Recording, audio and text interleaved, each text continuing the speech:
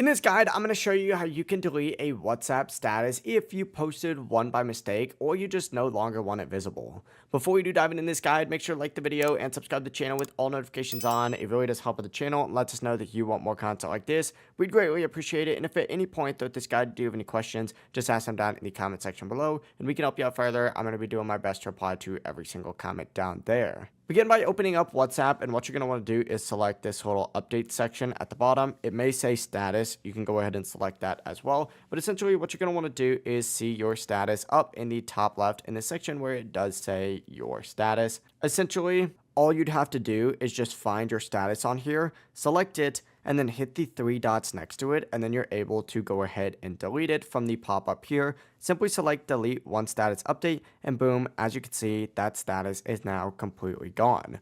Overall, it really is as simple as that. If you guys do have any questions, just ask them down in the comment section below and we can help you out further. I'm going to be doing my best to reply to every single comment down there. And if at any point throughout this guide you did find this helpful, make sure to like the video and subscribe to the channel with all notifications on. It really does help with the channel and lets us know that you want more content like this. So we'd greatly appreciate it. Have a great rest of your day.